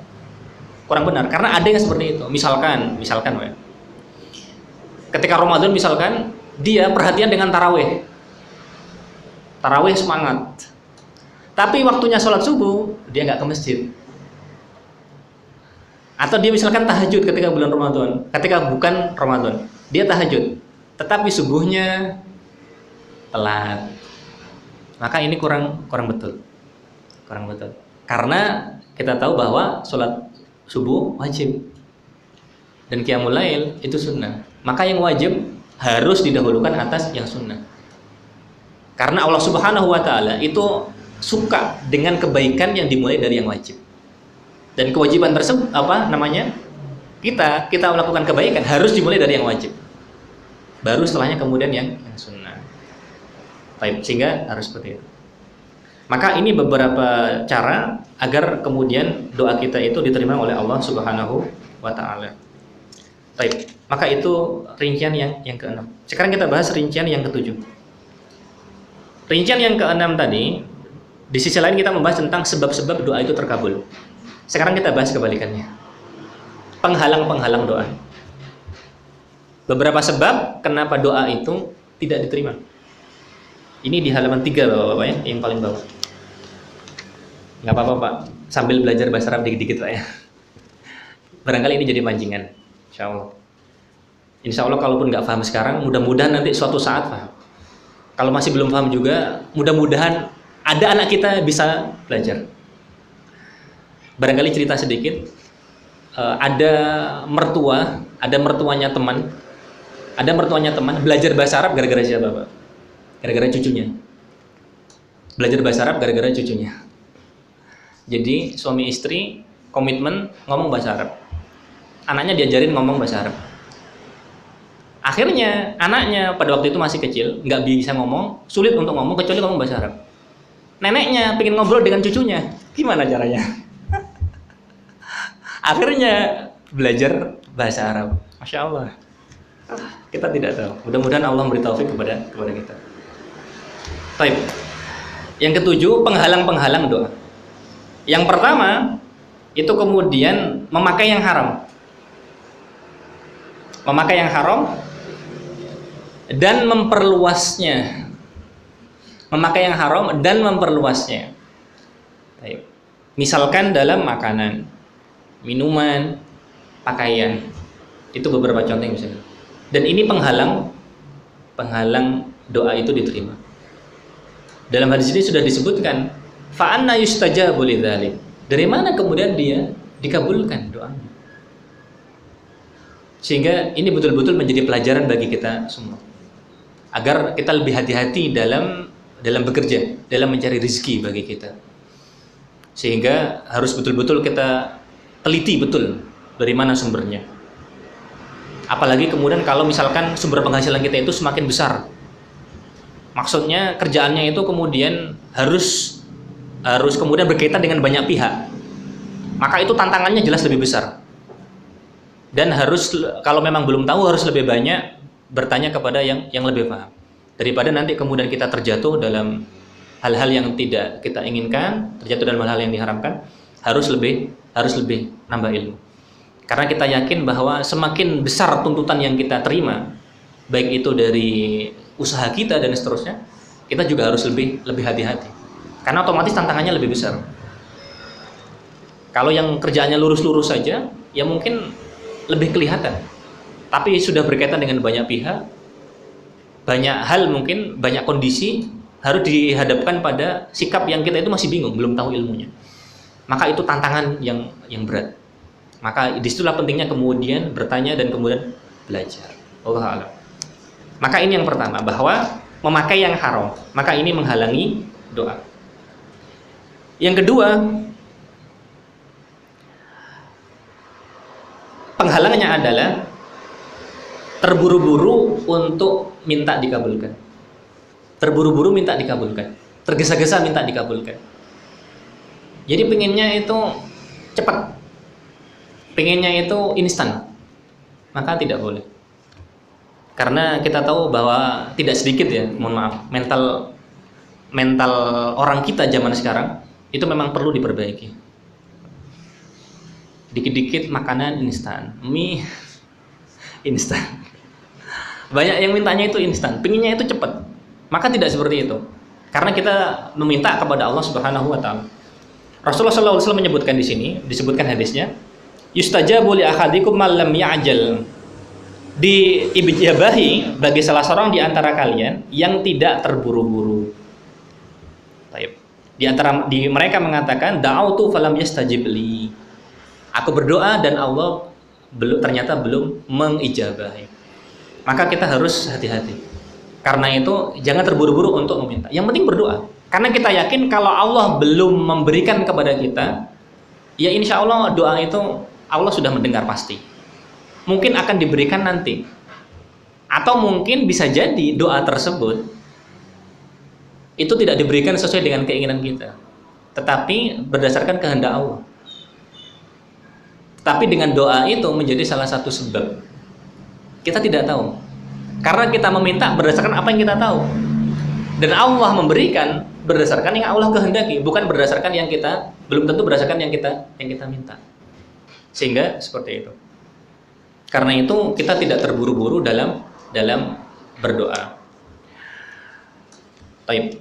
Kemudian yang ketiga, penghalang dari doa itu, penghalang doa adalah ketika doanya itu doa untuk melakukan dosa, atau doanya itu untuk memutus silaturahim. Maka ini penghalangnya. Berarti doanya harus baik. Doanya harus yang kemudian menuju kepada kebaikan. Maka itu yang ketiga. Kita lanjut di halaman yang setelahnya, halaman yang keempat. Yang ketiga tadi, jangan sampai kita meminta untuk memutus silaturahim atau berdoa untuk melakukan suatu dosa. Yang keempat, salah satu penghalang doa itu diterima adalah meninggalkan amar ma'ruf nahi mungkar. Ini penghalang doa diterima. Menghilangkan amar ma'ruf nahi mungkar. Amar ma'ruf berarti memerintahkan yang ma'ruf. Nahi mungkar berarti melarang kemungkaran. Dan ini besar. Ini besar. Dalam kehidupan kita sehari-hari, keluarga misalkan, anak kita melakukan hal yang diharamkan oleh Allah Subhanahu wa taala, kita larang. lingkungan yang di atasnya ada perilaku-perilaku tidak benar dari tetangga kita, teman kita, amar ma'ruf nahi munkar. Besar ke atasnya lagi misalkan ke tingkat pemerintahan. Pemerintahan melaksanakan amar ma'ruf nahi munkar. Perbuatan-perbuatan yang tidak senonoh, tidak sopan, tidak sesuai dengan agama, perzinaan dan seterusnya dilarang. Ini juga bagian dari amar ma'ruf nahi munkar. Tapi sekali lagi amar ma'ruf nahi munkar ini jika memang kemudian tidak dilaksanakan, bisa jadi doa dari orang-orang tersebut yang ada di daerah tersebut bisa jadi tidak diterima. Karena itu kewajiban kita berusaha. Kita berusaha. Tapi ketika kita berusaha itu ada kaidahnya. Jangan sampai amar ma'ruf nahi munkar itu kemudian istilah kita itu main hakim sendiri. Misalkan beberapa orang karena melihat ada misalkan judi misalkan, atau misalkan ada minum-minuman, habis itu kita sweeping misalkan, habis itu kemudian kita dengan kekerasan misalkan, kan ada sebagian orang seperti itu kan ada, tidak lapor polisi misalkan, tidak menyerahkan kepada polisi, main hakim sendiri, ngusir, kemudian dan seterusnya, maka kurang tepat seperti itu. Jika itu memang bagiannya polisi, kita laporkan kepada polisi. Karena amar ma'ruf nahi munkar itu besar dan semuanya, dan amar ma'ruf nahi munkar itu ada kaidahnya. Kita betul membenci keburukan dan kita menginginkan kebaikan. Tetapi menginginkan kebaikan itu harus dengan cara yang tepat, dengan cara yang terbaik, bukan dengan cara yang sembarangan, bukan dengan cara dipaksakan. Karena kalau dengan cara dipaksakan bisa jadi nanti akan merusak lebih banyak daripada memperbaiki. Betapa banyak orang kemudian tidak menerima bukan karena tidak baik, tapi karena tidak suka dengan caranya. Banyak sekali. Betapa banyak kemudian dakwah mudah. Mengapa? Karena caranya sangat tepat, sesuai dengan keadaan masalah pada masa itu. Ada dua orang sama-sama masuk. Yang pertama sukses karena caranya tepat. Yang kedua masuk tetapi caranya kurang tepat, tidak diterima. Amar ma'ruf nahi munkar ada kaidahnya dan kita tidak sembarangan. Tetapi kita harus terus berusaha untuk seperti itu. Kita berusaha dengan cara yang kita bisa. Kalau tidak bisa, yang pasti jangan sampai kemudian kita mengakui kebongkaran tersebut jika ada. Karena itu disebutkan di sini dalilnya Allah Subhanahu wa taala, Rasulullah SAW menyebutkan, "Walladzi nafsi biyadihi," demi jiwaku yang berada di tangannya, "la ta'murunna bil ma'ruf." Kalian harus menegakkan ma'ruf, memerintahkan yang ma'ruf. Wala tanhauna 'an munkar, dan harus melarang kemungkaran. Aw la yushakunna, atau nanti jangan-jangan Allah Subhanahu wa taala ayyab'atsa 'alaikum 'adzaban, akan mengirimkan kepada kalian azab. Jika amar ma'ruf nahi munkar tidak dilaksanakan, dikhawatirkan nanti Allah akan mengirimkan azab. Tsumma tad'unahu fala yastajibu lakum. Kemudian kalian berdoa kepada Allah Subhanahu wa taala dan doa kalian tidak diterima. Ini bahayanya kalau tidak menegakkan amar ma'ruf nahi munkar. Dan amar ma'ruf nahi munkar ini salah satu ciri dari umatnya Nabi Muhammad SAW. Rasulullah Allah mengatakan, kuntum khairu ummatin ukhrijat linnas. Kalian itu sebaik-baik manusia. Apa yang dilakukan? Ta'muruna bil ma'ruf wa tanhauna 'anil munkar wa tu'minuna billah. Ini memang bagian dari ciri-ciri umat ini. Dan kita harus berusaha. Kalau tidak, dikhawatirkan ini menjadi salah satu penghalang doa kita semua tidak diterima. Tetapi sekali lagi harus dengan kaidah yang benar, tidak sembarangan. Tidak sembarangan, harus kemudian sesuai dengan kaidah agama yang ada. Maka ini yang keempat. Kemudian yang kelima itu al-i'tida' fid du'a. I'tida' fid du'a kurang lebih i'tida' itu kayak memusuhi. Kurang lebih maknanya ketika berdoa itu dia berlebihan ya. Kayak memaksa. Berlebihan, melampaui batas. Allah Subhanahu wa taala mengatakan ud'u rabbakum tadarruan. Ini disebutkan bagaimana adab kita harusnya ketika berdoa. Ud'u rabbakum tadarruan. Hendaklah kalian berdoa kepada Allah Subhanahu wa taala tadarruan, dengan tunduk kepada Allah Subhanahu wa taala, menyerahkan diri kepada Allah Subhanahu wa taala. Wa khufiyatan, dengan sembunyi-sembunyi. Innahu la yuhibbul mu'tadin. Sesungguhnya Allah Subhanahu wa taala tidak suka orang-orang yang melampaui batas. mungkin caranya terlalu maksa, atau kemudian terlalu memaksakan diri, caranya tidak tepat, atau kemudian doanya itu dibuat-buat atau banyak kepura-puraan misalkan. Wallahu taala alam bissawab. Maka ini yang kelima. Yang keenam, salah satu dari beberapa hal dari penghalang doa adalah al-isyrak billahi fid doa, menyekutukan Allah ketika berdoa. Menyekutukan Allah ketika berdoa. Apa maksudnya? Maksudnya kadang-kadang berdoa dengan doa-doa yang di situ itu ada doa-doa yang tidak sesuai dengan Al-Quran dan As-Sunnah, bertentangan dengan Al-Quran dan As-Sunnah.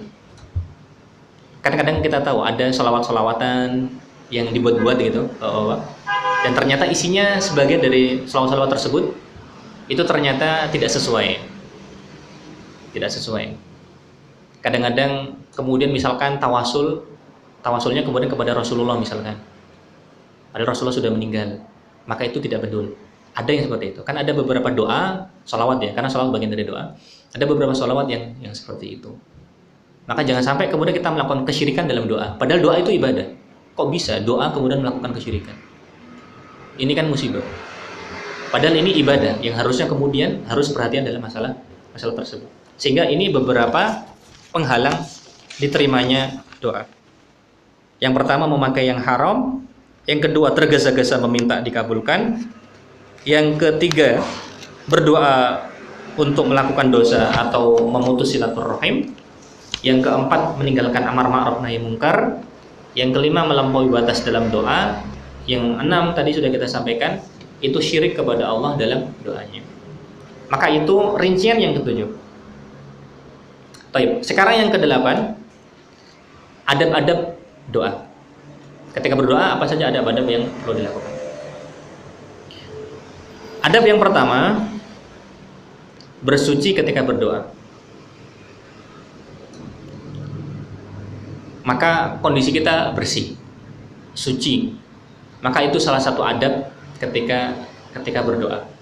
Maka dengan ketika kita bersuci tersebut, kita berharap semoga itu menjadi memudahkan, karena kita memiliki adab-adab yang baik dalam berdoa. Maka ini yang pertama.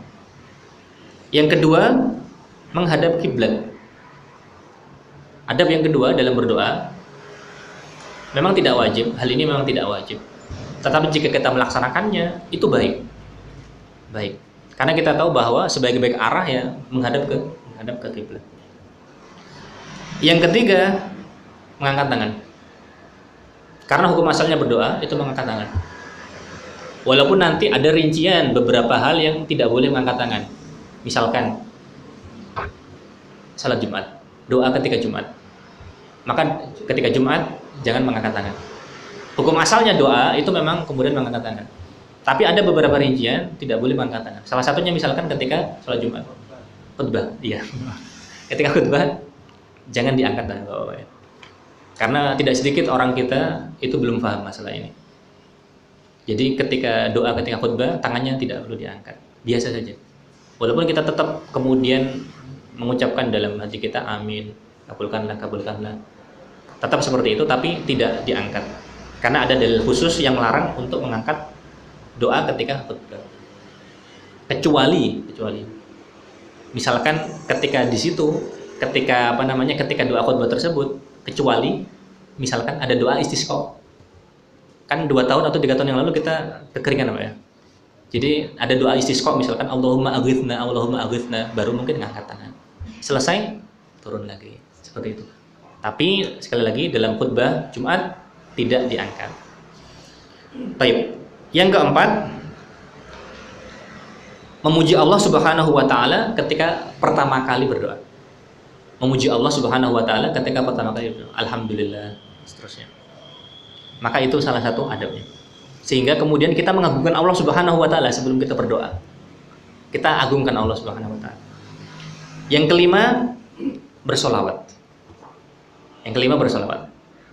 Tadi memuji Allah, kemudian bersolawat. Solawat kepada Rasulullah Shallallahu Alaihi Wasallam. Salah satu solawat yang terbaik, bahkan mungkin yang paling baik adalah solawat Ibrahimiyah, yang kita baca ketika tasyahud. Itu yang utama. Yang keenam, menggunakan doa-doa yang mencakup, doa-doa yang besar.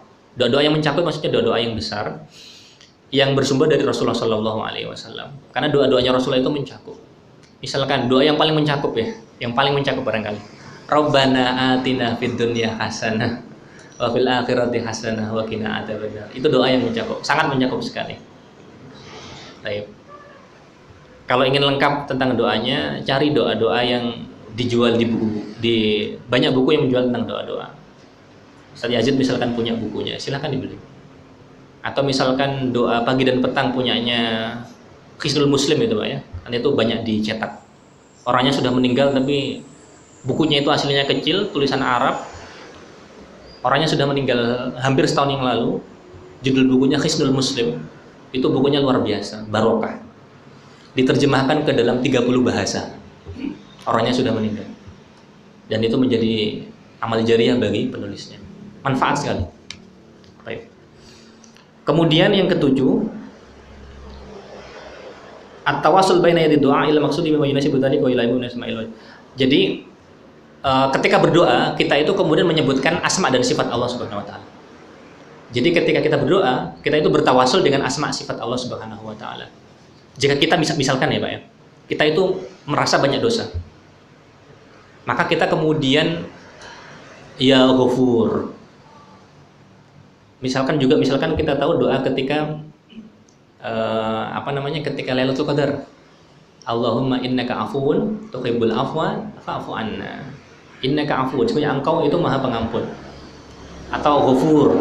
Maka kita sesuaikan asma dan sifatnya sesuai dengan kondisi kita. Ketika kita misalkan kesusahan, misalkan menyebutkan Allah Razzaq, Ya Mannan dan seterusnya, maka disesuaikan dengan hal tersebut. Maka itu salah satu adab yang bisa kita gunakan. Kemudian al-azmu fid du'a. Jadi bertekad keras ketika berdoa. Betul-betul kemudian menyesuaikan sebagaimana kita sampaikan tadi antara yang ada di hati dengan apa yang kita inginkan. Ya Allah, mudahkan urusan kami. Anaknya lagi ujian, ya Allah, najahkan, luluskan anak kami misalkan. Gak apa-apa. Maka minta seperti itu, betul-betul minta dengan seperti itu. Jangan kemudian mengatakan, ya Allah, luluskan anak kami jika lulus itu lebih baik. Jangan. Ya Allah, luluskan anak kami. Kalau memang tidak diluluskan, ya mungkin Allah Subhanahu wa taala berkehendak lain. Jadi kita doa, sudah doa itu saja. Jika engkau berkehendak, lebih baik tidak. Mendingan kita doa apa yang kita minta. Apalagi kalau kita yakin itu baik. Kecuali memang doa itu misalkan doa yang buruk. Jangan. Jika kita tahu doa itu baik, ya sudah kita minta saja. Tidak perlu kemudian mengucapkan jika engkau menghendaki. Ya, cukup kita minta saja. Baik, itu yang ke-8. Yang ke-9, menghadirkan hati. Menghadirkan hati ketika berdoa. Maka ini yang terakhir dari adab-adab doa. Tadi yang pertama bersuci, yang kedua menghadap kiblat, yang ketiga hukum asalnya doa itu mengangkat tangan, kecuali misalkan khutbah Jumat, tidak. Yang keempat memuji Allah, yang kelima bersolawat, yang keenam menggunakan doa-doa yang mencakup dari Rasulullah SAW, yang ketujuh kemudian menyebutkan asma dan sifat Allah ketika berdoa, yang kedelapan bertekad keras dalam berdoa, kita betul-betul minta, yang kesembilan itu menghadirkan hati ketika berdoa. Baik.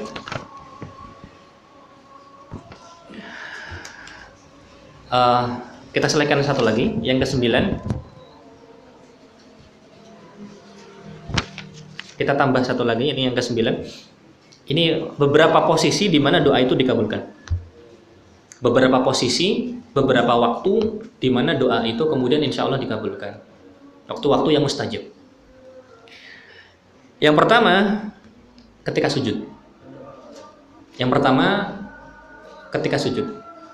Maka ketika sujud berdoa saja. Silahkan ketika sujud berdoa. Berdoa asal jangan pakai Quran, insya Allah.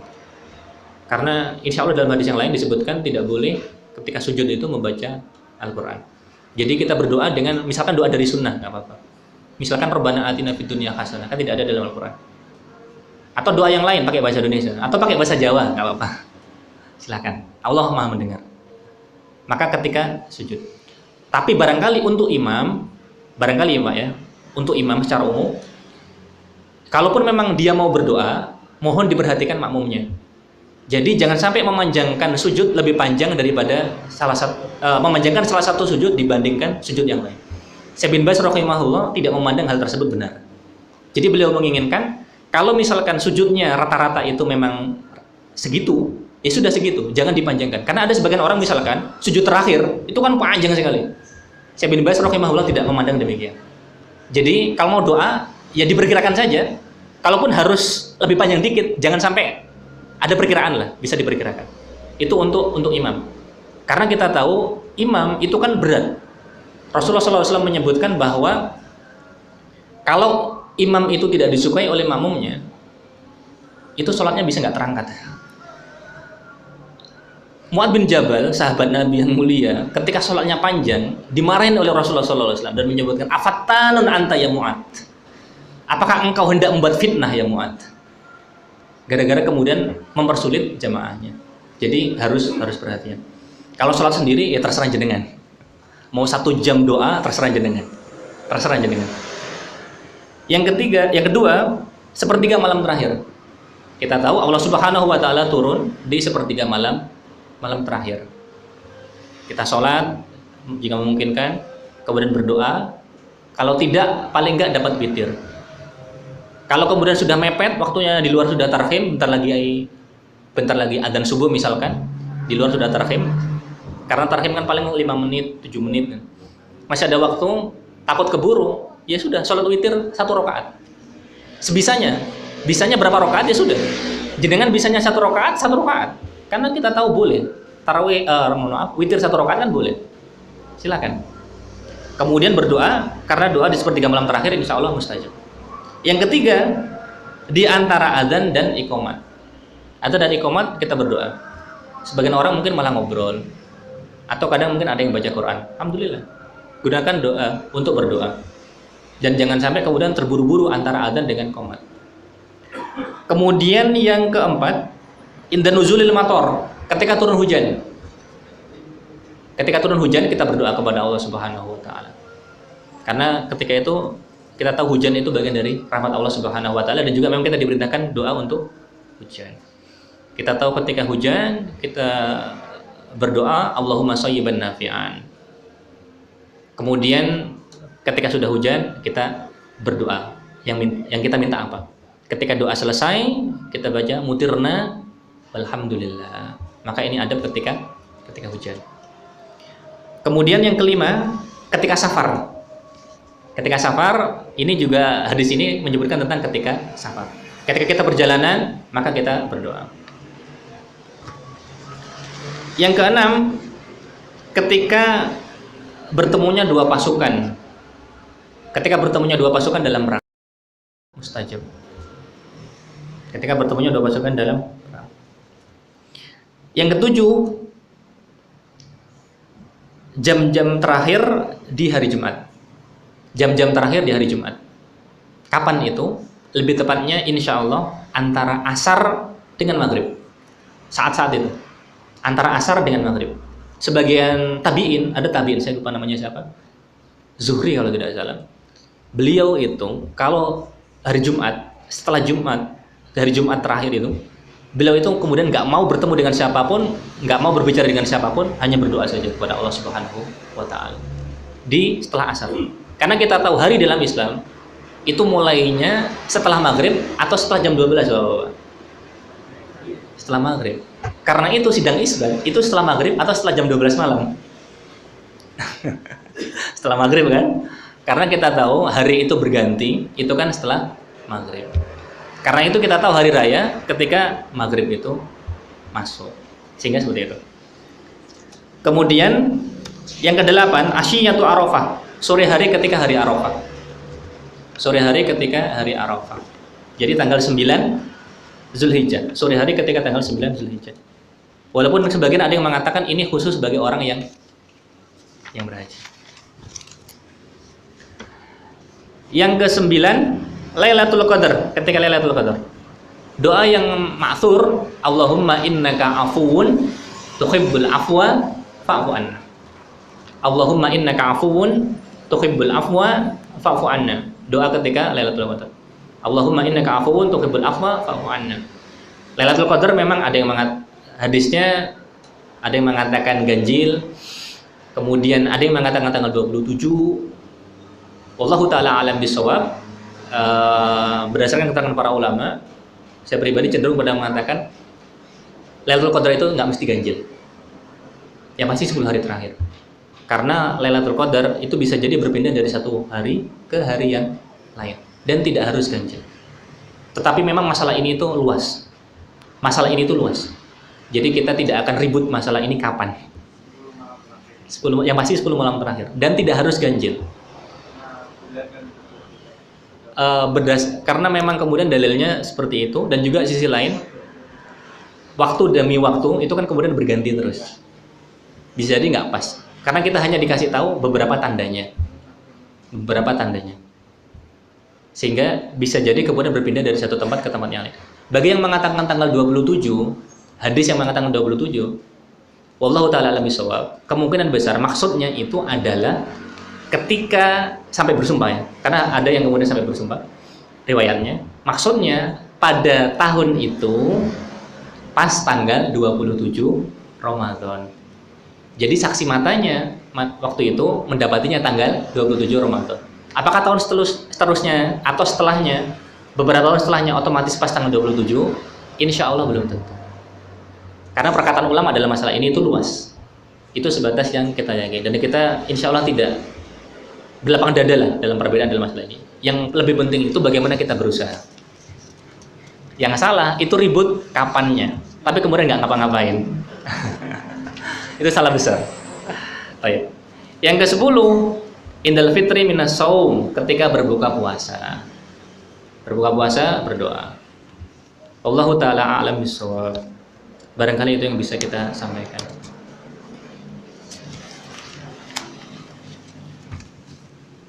Dibuka tanya jawab atau enggak? Dibuka. Cukup. Ya?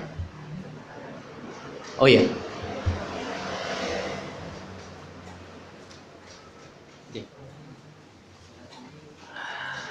Baik. Yang pertama, hukum vegetarian atau orang yang diet hanya makan buah dan sayur. Insya Allah harus dilihat niatnya. Jadi kalau niatnya mengharamkan daging, nggak boleh. Mengharamkan daging nggak boleh. Kalau memang dia, misalkan ya, dia memang butuh untuk ini, misalkan karena kasusnya diet, dia butuhnya diet dan kemudian oleh dokternya dipercaya, tahu agama, dan menyarankan untuk sementara dihindari dulu daging karena memang butuh untuk diet. Apalagi kalau kemudian ada maslahat, mohon maaf ya, kadang-kadang ada orang obesitas dan berbahaya bagi kesehatannya, insya Allah tidak mengapa. Betul Pak.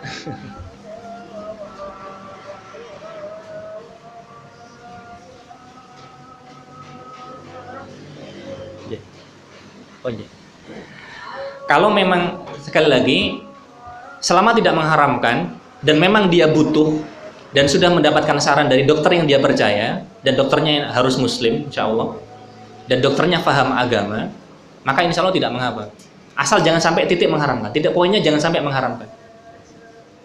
Karena sekali lagi insya Allah secara kesehatan, walaupun memang tidak pada waktu itu, suatu saat pasti dia akan butuh dengan daging. Kita meyakini hal tersebut. Baik, Allah Ta'ala alam bisawab. Yang kedua, bagaimana doanya pelaku riba padahal doanya ingin lepas dari riba. Allah Ta'ala alam, saya belum tahu ada doa khusus. Baik, yang pasti berdoa saja sebatas yang mampu dan di waktu-waktu yang mudah, dan kemudian ketika dan juga di waktu-waktu yang diijabahi, dan kemudian terus berusaha untuk melepaskan diri. Yang terpenting dia harus berusaha. Pernah kita baca tulisan, ada orang yang berusaha untuk lepas dari riba. Kebetulan dia karyawan di bank. Dia itu berusaha untuk resign, berusaha untuk mengundurkan diri. Dia sudah berusaha mengundurkan diri. Ketika malam hari dia ditelepon sama temannya. Ketika jam 12 malam dia kemudian ternyata belum tidur. Dia masih di mejanya ngetik. Jam 4 temannya ditelepon, fulan meninggal. Innalillahi wa inna ilaihi raji'un. Ternyata pada pagi hari itu, Allah alam meninggalnya jam berapa? Intinya pada subuh itu kemudian ketahuan dia meninggal. Apa maksudnya ibrah yang ingin kita ambil? Ternyata apa yang ada di laptopnya, apa yang dia ketik? Surat pengunduran dirinya. Surat pengunduran dirinya. Jadi ternyata dia dipanggil oleh Allah Subhanahu wa taala sebelum dia resign. Sebelum dia resign dari tersebut. Wallahu taala alam, Allah Subhanahu wa taala yang tahu. Tapi semoga niatnya tadi sudah ngetik tadi itu sudah usaha. Sama seperti ini, saya perpanjang sedikit Pak ya. Kisahnya tentang orang yang sudah membunuh 99 orang. Itu kan ceritanya masyhur. 99 orang, ketika dia kemudian nanya ke orang yang ini, apakah ada taubat bagi saya? Nggak ada taubat bagimu. Oh ya udah, lengkapin aja 100 bunuh. Mati dia. Datang ke seorang alim, apakah masih ada taubat untuk saya? Ada. Tapi engkau berada di tempat yang di situ itu banyak kemungkaran, kemaksiatan, kezaliman, kesyirikan dan seterusnya. Kamu pindah ke sana, di sana orang-orangnya bertauhid dan seterusnya. Akhirnya dia pindah. Pergi. Qadarullah masya'a fa'al, dia meninggal di suatu tempat. Dan kemudian akhirnya bagaimana hukumnya? Dalam hadis kemudian disebutkan dia itu diukur lebih dekat mana antara tempat yang dia tuju dari tempat kebaikan dengan tempat dia berangkat tadi. Ternyata lebih dekat kepada tempat kebaikannya dan dia diampuni. Maksudnya bahwa salah satu cara untuk lepas dari hal ini, kalau memang tempatnya kerjanya itu banyak terkait dengan riba, cepat-cepat keluar. Kemarin ini satu cerita lagi Pak, barangkali ini bisa memberi manfaat. Satu cerita, ada kenalan, dia umurnya sudah 87, berarti sekarang 32. Dia itu selama bertahun-tahun setelah lulus dari kuliah, dia itu kerja. Kerja salah satu tujuannya itu membiayai adik-adiknya. Alhamdulillah sekarang adik-adiknya sudah sukses. Dia aslinya orang Jakarta. Ternyata selama bertahun-tahun itu kemudian dia merasa, saya ingin merasakan kehidupan pesantren. Padahal dia sudah mapan, walaupun dia memang belum nikah sampai sekarang. Dia punya kerjaan baik, perusahaannya sudah besar. Dia kerjasama dengan sepupunya, perusahaan ATK di Jakarta. Dia kemudian ingin merasakan kehidupan pesantren. Akhirnya dia lepas pekerjaannya, karena dia ingin merasakan kehidupan yang lebih tenang, yang lebih baik, merasakan kehidupan pesantren. Maksudnya yang harus kita tangkap bahwa dia itu ingin lebih baik lagi gitu. Dia insya Allah sudah baik, orangnya paham agama, belajarnya giat dalam masalah agama, tetapi dia ingin lebih baik lagi. Karena itu dia kemudian tinggalkan urusan dunianya. Bagi dia kayaknya sudah banyak. Akhirnya dia tinggalkan. Maksud kita adalah itu tekadnya orang-orang tadi, dan itu yang kemudian coba kita lihat, kita bandingkan dengan diri kita. Semoga Allah Subhanahu wa taala memberikan kemudahan bagi kita, dan semoga Allah Subhanahu wa taala memberikan taufik kepada kita agar kita istiqomah dan dijauhkan dari harta-harta yang diharamkan oleh Allah Subhanahu wa taala. Kurang dalam lebihnya mohon maaf. Subhanakallahumma wa bihamdika asyhadu an la ilaha illa anta astaghfiruka wa atubu ilaik. Assalamualaikum warahmatullahi wabarakatuh.